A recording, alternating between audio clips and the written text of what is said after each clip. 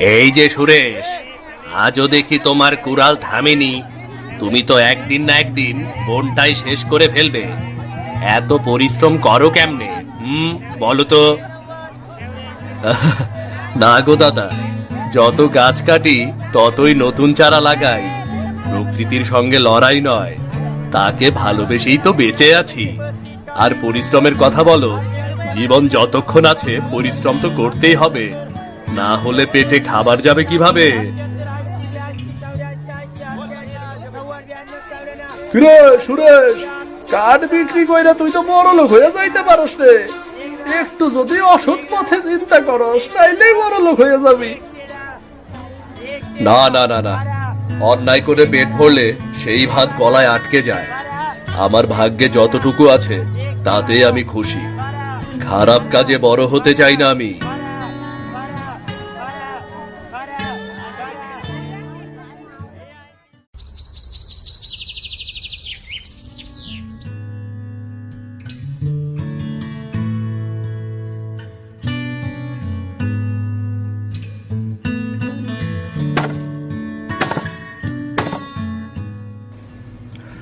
আজ এই গাছের কাঠে আলো জ্বলবে কোনো ঘরে, কোনো মা তার ছেলেকে ভাত খাওয়াবে।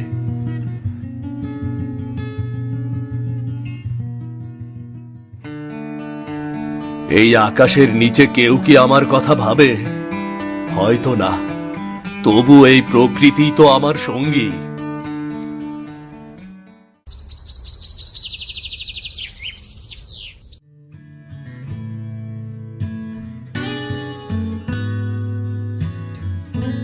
কে আছো এখানে? এই কুড়াল কার? নিয়ে যাও, নিয়ে যাও। এই কুড়াল যে রেখেছো, নিয়ে যাও।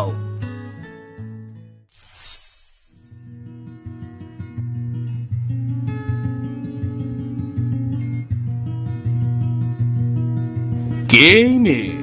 এত সুন্দর। কে? কে তুমি? মানুষ নাকি স্বপ্ন? ভয় পেও না, আমি ভয়ানক কিছু নই। আমি পড়ি পদ্মাবতী। পরি?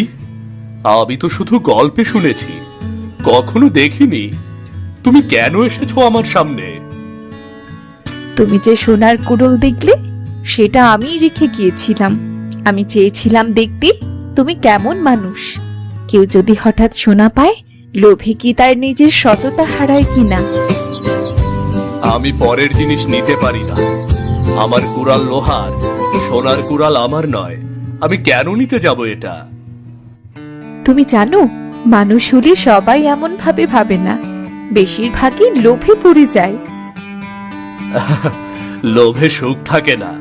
নিজের যা যতটুকুই আছে, যতই সেটা সামান্য হোক না কেন, সেটাই অনেক। তুমি সত্যি আলাদা। আমি শত বছর ধরে এই বনে আছি, কিন্তু তোমার মতো সৎ মানুষ দেখিনি। এই কুড়ুলটি আমি নিয়ে যাচ্ছি, কিন্তু তোমার সততায় আমি মুগ্ধ হয়েছি। তুমি কি আমাকে বন্ধু বানাবে? আমি তোমার বন্ধু হতে চাই। আমি তো সাধারণ কাঠুরিয়া, পরীর সঙ্গে বন্ধুত্ব কিভাবে সম্ভব? হৃদয়ের বন্ধুত্বে জাত, শ্রেণী, জগৎ কিছুই বাধা হয় না।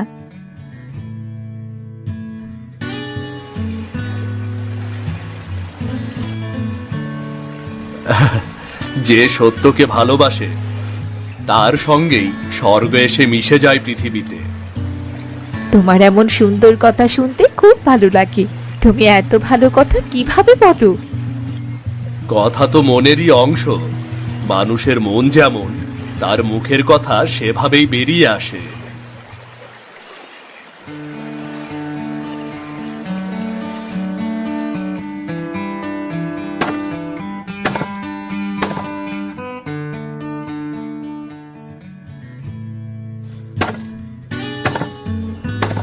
সুরেশ, তুমি জানো, আমি শত বছর ধরেই বনে থাকি, কিন্তু কখনো কারো সামনে আসিনি। কারো সাথেই কথা বলতে ইচ্ছেও হয়নি। তাই? তাহলে তো আমি বড় ভাগ্যবান।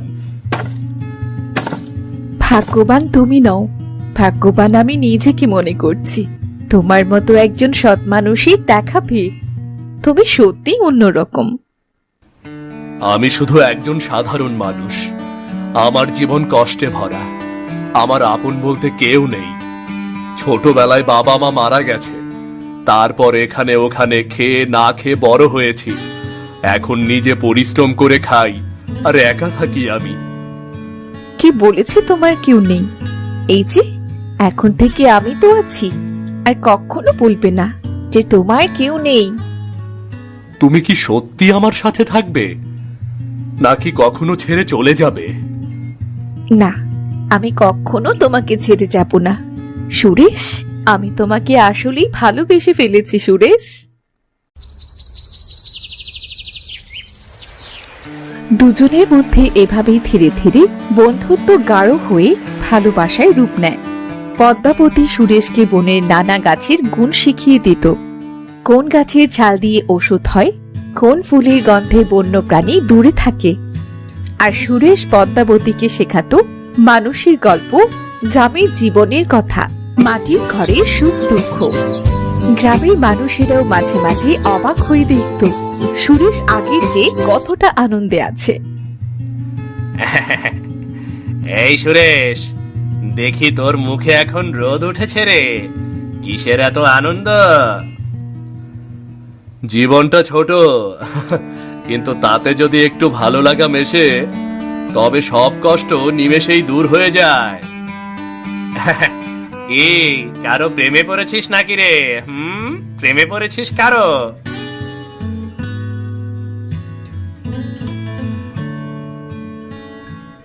সেই দিন বিকেলে রোদ তখন ম্লান হয়ে গিয়েছে। সুরেশ কাঠ কেটে বিশ্রাম নিচ্ছে নদীর পাড়ে। হঠাৎ বাতাসে একটা কোমল গন্ধ ভেসে এলো। পদ্মাবতী সামনে এসে দাঁড়ালো। আজ তার মুখে যেন অন্যরকম আলো। সুরেশ, আমি তোমার কাছে একটা কথা বলতে এসেছি। কি কথা পদ্মাবতী? তুমি কি জানো তোমার পাশে থাকলে আমি কতটা খুশি থাকি? এই 100 বছরের জীবনে আমি প্রথমবারের মতো এমন কাউকে খুঁজে পেয়েছি। তোমার মতো এক পরীর পাশে আমি তো বরং অপরাধী মনে করি নিজেকে। তুমি আলো, আমি তো কেবল মাটির মানুষ। হয়তো তাই, তবুও আমি তোমাকেই চাই। তুমি সৎ, সরল, পরিশ্রমী।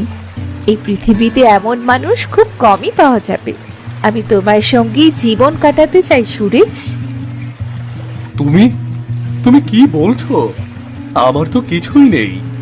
আমার নেই ধন, নেই মান, শুধু এই কুড়ালটা আর এই একটা কুড়ে ঘর। তুমি আমার সাথে কিভাবে থাকবে? আমার প্রয়োজন ধন নয়, প্রয়োজন এক সৎ হৃদয়। আর তুমি সেই মানুষ সুরেশ। আমি তোমার মাঝেই সকল সুখ খুঁজে নেব। তুমি যদি সত্যি এমন চাও, তবে আমি তোমার হাত ধরব। কিন্তু তুমি তো পরী, মানুষের সংসার তোমার পক্ষে কি সম্ভব করা? যে ভালোবাসা সত্যিকারের, তার কোনো সীমানা থাকে না। আমি তোমার পাশে মানুষের মতো থাকতে চাই।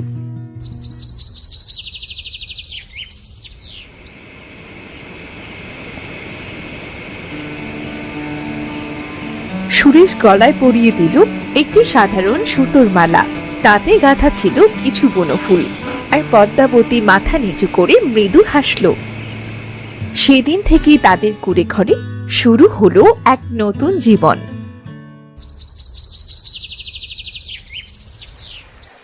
প্রতিদিন সকালে পদ্মাবতী গাছের ছায়ায় বসে সুরেশকে কাঠ কুড়াতে দেখত। কখনো তার জন্য শেকড় দিয়ে ভর্তা বানাতো, আবার কখনো বনফুল তুলে মালা গাঁথত। তুমি যে পরী তা আমি ভুলেই যাই পদ্মাবতী। তুমি ঠিক এই গ্রামের গৃহবধূর মতো গো। ভালোবাসা পরীকেও মানুষ বানায় সুরেশ। আর তুমি, তুমি আমার পৃথিবী। একদিন সকালে পদ্মাবতী অনুভব করল তার শরীরে এক আশ্চর্য পরিবর্তন। সুরেশ, আমি মনে হয় মা হতে চলেছি সুরেশ। সত্যি আমি বাবা হব? আমার একলা জীবন তুমি এভাবে পূর্ণ করে দিলে।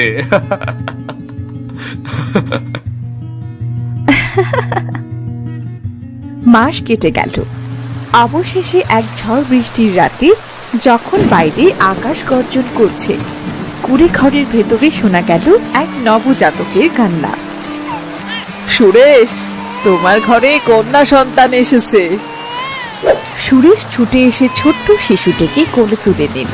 তার ত্বক ছিল নরম ফুলের পাপড়ির মতো। এই নাম রাখলাম আলো। সে আমাদের জীবনের আলোক রেখা।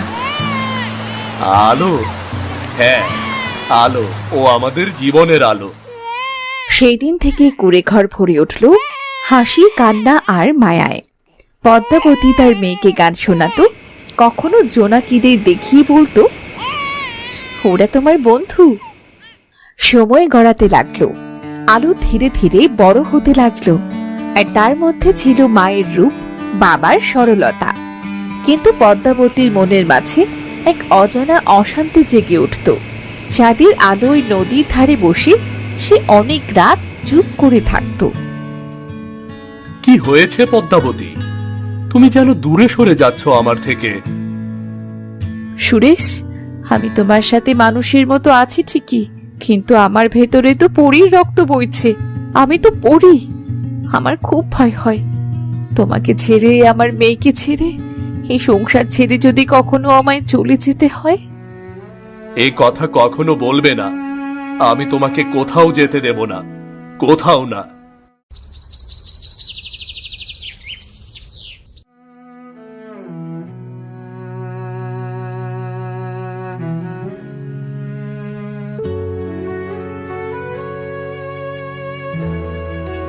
পদ্মাবতী, কোথায় গেলে তুমি?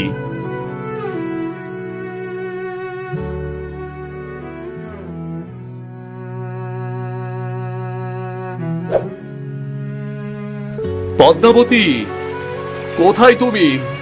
আমাকে ছেড়ে যেও না, ফিরে এসো। আমি তোমাকে ছাড়া থাকতে পারবো না। পদ্মাবতী, কোথায় তুমি? দিন গড়িয়ে সন্ধে নামলো। সুরেশের গায়ে ধুলো, চোখে জল। এক পাগলের মতো সে এইদিক সেদিক ছুটছে। গ্রামের এক বুড়িমা, যিনি প্রায়ই পদ্মাবতীর জন্য তাবিজ বানিয়ে দিতেন, ধীরে ধীরে এগিয়ে এলেন। তার চোখে যেন এক গভীর জ্ঞান। তিনি শান্ত কণ্ঠে বললেন, ওরে সুরেশ, কান্না থামা বাবা। তোর বউকে খুঁজে কোনো লাভ নেই। সে তো আর মানুষ না, সে এক পরী। পরিরাজ্যের শপথ ভেঙে সে মানুষের সংসার করেছিল। এখন নিশ্চয়ই পরিরানী তাকে শাস্তি দিয়েছে। তাকে হয়তো তাদের দেশে নিয়ে গেছে। না মা, এমন হতে পারে না। সে আমার বউ, আমার আলোর মা। সে কেন আমাকে না বলে চলে যাবে? কেন চলে যাবে? পরীরা দীর্ঘকাল মানুষের কাছে থাকতে পারে না বাবা। তাদের নিয়ম আলাদা। তোর বউ তোদের ছেড়ে যেতে বাধ্য হয়েছে। সে তো আর নিজের ইচ্ছে চায়নি, তাকে জোর করে নিয়ে যাওয়া হয়েছে। সুরেশ মাটিতে বসে পড়ল। তার চোখ গড়িয়ে অশ্রু ঝরছে, কণ্ঠ ভারী হয়ে উঠেছে তার। পদ্মাবতী, তুমি যদি আমাকে ছেড়ে চলেই যাবে, তাহলে কেন আমার জীবনে এসেছিলে? কেন আমাকে মায়ার বাঁধনে বাঁধলে তুমি? তোমাকে ছাড়া আমি যে দিশেহারা। তোমাকে ছাড়া আমি কিভাবে থাকবো? ফিরে এসো পদ্মাবতী, ফিরে এসো। বুড়িমা এগিয়ে এসে কাঁধে হাত রাখে। নিজেকে শান্ত কর বাবা। পদ্মাবতী নেই তো কি হয়েছে, কিন্তু তোর মেয়ে তো আছে। তোর মেয়ের জন্যেই তোকে বাঁচতে হবে। তোর মেয়েকে বড় করতে হবে, তো মানুষ করতে হবে তাকে। তোকে এভাবে ভেঙে পড়লে যে চলবে না সুরেশ। তোর মা গেছে ঠিকই, কিন্তু তার আলো তোকে দিয়ে রেখে গেছে রে। এখন থেকে তুই আমার জীবন রে মা, তুই আমার জীবন। সেদিন থেকে সুরেশ আর আগের মতো রইল না। কুড়োল হাতে প্রতিদিন জঙ্গলে যেত ঠিকই, কিন্তু তার চোখের কোণে ছিল শূন্যতা।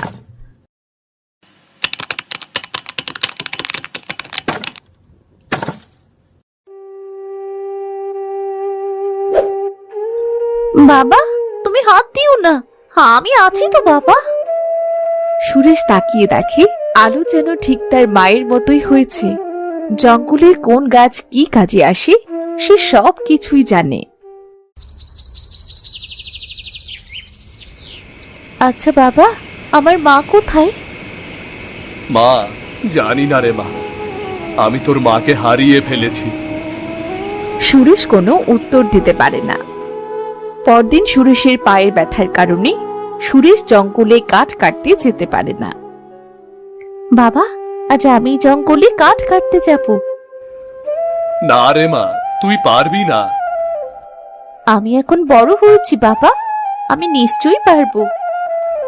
সাবধানে যাস তাহলে মা। আচ্ছা বাবা, তুমি চিন্তা করো না, ঘরে খাবার রাখাই আছে, তুমি খাবার খেয়ে নিও কেমন?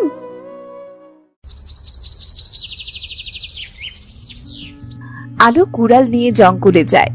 জঙ্গলে গিয়ে দেখা হয় সেই বুড়ি মায়ের সাথে। তুমি কে মা? তোমাকে তো কখনো দেখিনি। আমাকে তুই না দেখলে কি হবে? আমি তোকে ঠিক চিনি।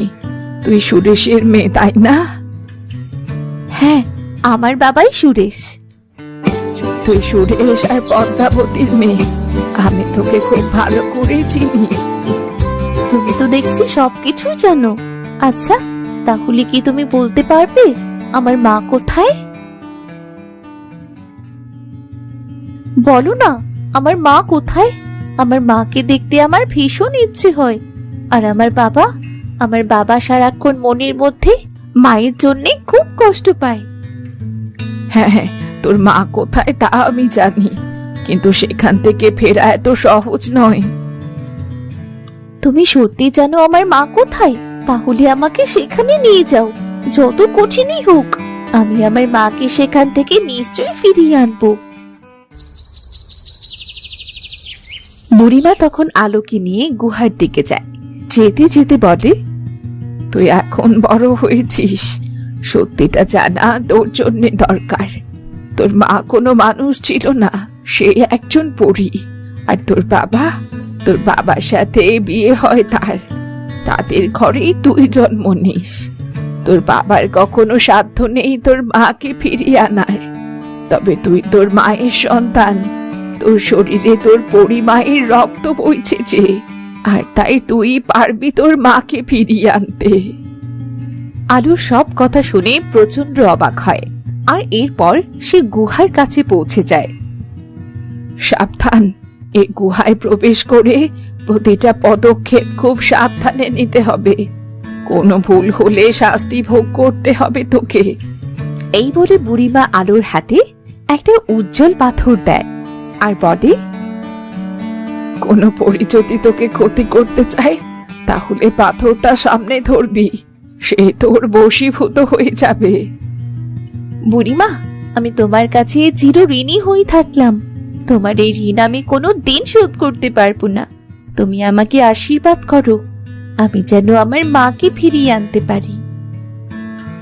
আমি জানি তুই পারবি তোর মাকে ফিরিয়ে আনতে।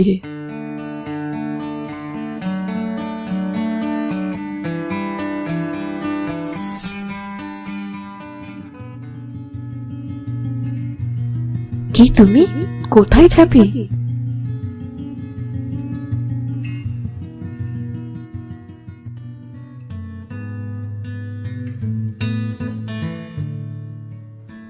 মানুষের সন্তান, তুমি কোন সাহসে আমার রাজ্যে এসেছো? কি চাও? আমি আমার মাকে চাই। আমি চাই তিনি আমার কাছে ফিরে আসুক। তুমি যদি তোমার মাকে ফিরে পেতে চাও তবে তোমায় 3টে পরীক্ষা দিতে হবে। যদি পরীক্ষায় উত্তীর্ণ হতে পারো তবেই তোমার মা তোমার কাছে ফিরবে। আমি আমার মাকে ফিরে পেতে সব ধরনের পরীক্ষা দিতে প্রস্তুত। এই গুহার ভেতরে ছায়ায় ঝুলে থাকা সমস্ত জিনিস শনাক্ত করো। চোখে দেখা সত্য, মনে বিশ্বাস। যা পারলে তুমি সফল হবে। আলো ধীরে ধীরে গুহার ভেতরে প্রবেশ করলো। অন্ধকার হাত ছুঁয়ে সে চিহ্নিত করলো ঝুলন্ত ঝুড়ি, গাছের ডাল, লতা এবং ছোট ছোট জ্বলন্ত রত্ন। এই সব তোমার। তুমি সারা জীবন পৃথিবীতে রাজত্ব করতে পারবে, বিনিময়ে তুমি তোমার মাকে পাবে না। আমার কোনো ধনরত্ন চাই না, আমি আমার মাকে ফিরে চাই। আমার মাই আমার কাছে সবচেয়ে বড় সম্পদ। মায়ের প্রতি আলোর ভালোবাসা দেখে রানী খুব খুশি হয়ে গেল। মায়ের সঙ্গে দেখা করার জন্য তোমার নিজের জীবনকে ঝুঁকিতে ফেলতে হবে। সাহস আর ভালোবাসার শক্তি প্রমাণ করো। আমি যদি হাল ছাড়ি তবে যে আর মাকে ফিরে পাবো না। আমাকে যে হাল ছাড়লে চলবে না। তোমার সাহস আর ভালোবাসা সত্যি, তোমার মা তোমার কাছে ফিরে যাবে। হঠাৎ গুহার ভেতর থেকে আলো ঝলমল করতে লাগলো। আলো, তুমি আমায় নিতে এসেছো? মা, আমি চাই তোমাকে আর কেউ আমাদের থেকে আলাদা করতে পারবে না। আমরা একসাথে থাকবো মা। তুমি মানুষ হয়েও ভালোবাসা, ধৈর্য আর সাহস ও সততার প্রমাণ দিয়েছো। আমি তোমার উপর খুব খুশি হয়েছি। যাও, আজকে থেকে তোমার পরিমাকে আমি মানুষ বানিয়ে দিলাম। সে তোমাদের সাথেই সারা জীবন থাকবে আর কখনো তোমাদের থেকে আলাদা হবে না। আপনাকে অনেক ধন্যবাদ রানী।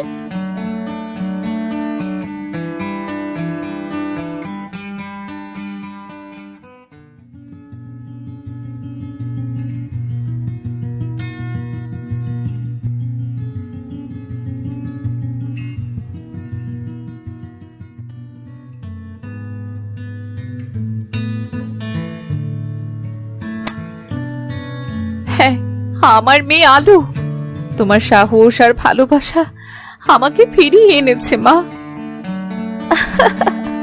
মা, আমার মা, তোমাকে আমি কবে দেখেছি আমার মনেই নেই। তুমি চলে যাবার পর থেকে বাবা আর হাসে না মা। তোমাকে ছাড়া যে আমরা ভালো নেই। চলো মা, তাড়াতাড়ি বাবার কাছে চলো। তারপর তারা বাড়ির পথে রওনা দেয়।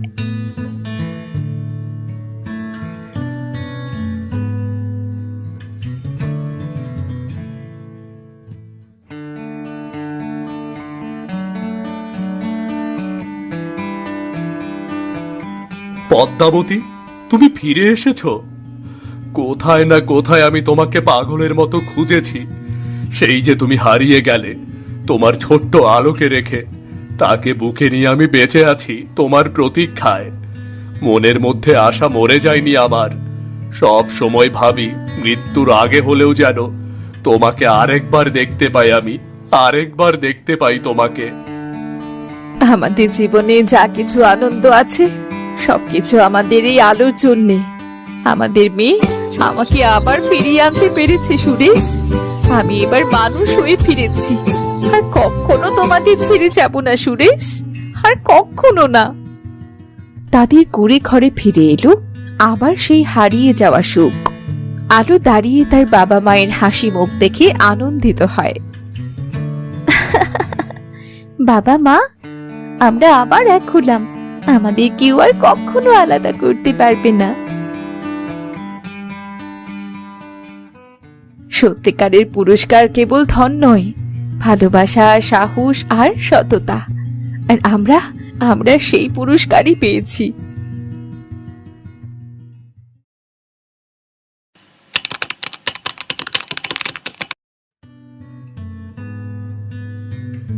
কই গো সুরেশ, এইদিকে এসো, তোমার সাথে কথা আছে।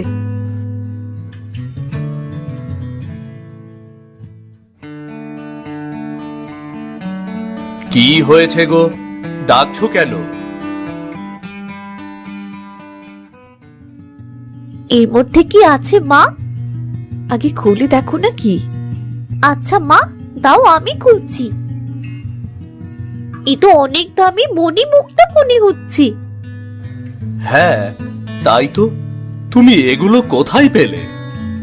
পরীর রাজ্য থেকে আমায় যখন বিদায় দিয়েছিল, তখনই আলোর সততায় আর সাহসী খুশি হয়ে পরীরানী এইগুলো দিয়েছে। সে খারাপ নয়।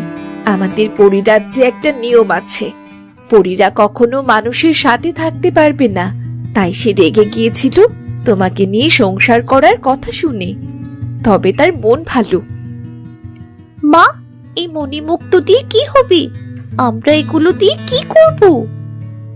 এগুলো বিক্রি করে তোর বাবা কোনো একটা ব্যবসা করবে। কি বলো পদ্মাবতী, আমি কি ব্যবসা করব? যে কোনো কিছু একটা ভেবে চিন্তে করতে হবে, কারণ আমাদের মেয়ে বড় হয়েছে। তুমি সারা জীবন কাজ কেটে যাবে তা তো আর হয় না। আমি চাই তুমি একটা ব্যবসা করো, আমাদের সংসারে সুখ শান্তি আসুক। হ্যাঁ বাবা, মা তো ঠিকই বলেছে। তুমি একটা ব্যবসা করতে পারো। যে বাজারে তুমি কাঠ বিক্রি করতে চাও, ওই বাজারেই তুমি একটা দোকান দিতে পারো বাবা। হ্যাঁ রে মা, তোর মতন সাহসী আর বুদ্ধিমতী মেয়ে আর তোর মায়ের মতন স্ত্রী থাকলে আর কিসের চিন্তা রে?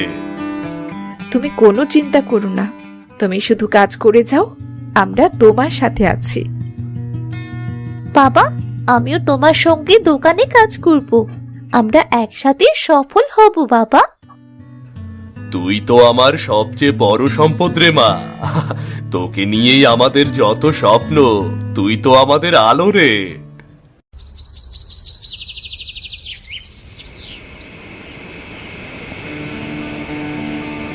সত্যি, ঘর সংসার পরিবার এই সব কিছুতে যে সুখ আছে, সেই সুখ আর কোথাও নেই। তোমাকে আর আলোকে পেয়ে আমি পৃথিবীর সবচেয়ে বড় সুখী।